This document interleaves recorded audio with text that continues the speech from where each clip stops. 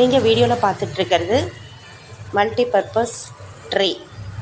இதை நீங்கள் பாத்ரூமில், கிச்சனில், எங்கே வேணால் நீங்கள் நிறைய திங்ஸ் வச்சுருக்கீங்க, ஆர்கனைஸ் பண்ணணும் அப்படின்னா நீங்கள் யூஸ் பண்ணிக்கலாம்.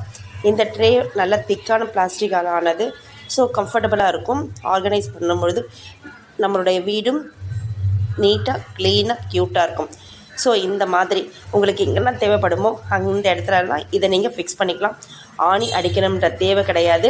ஸ்டிக்கர் இருக்கும். அந்த ஸ்டிக்கர் ஹூக்ஸ், அடிசிவ் ஹூக்ஸ்னு சொல்லுவோம்.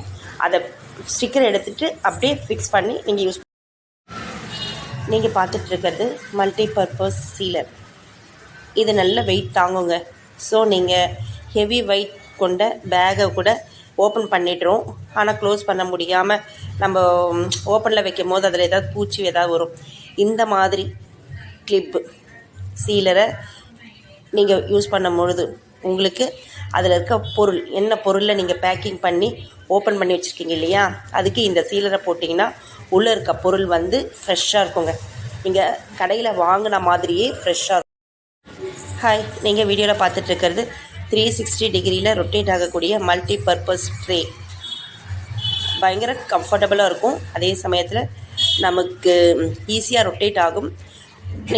எந்த ஒரு பொருளாக இருந்தாலும் நம்ம அங்கங்கே வச்சுட்டு தேடுவோம்.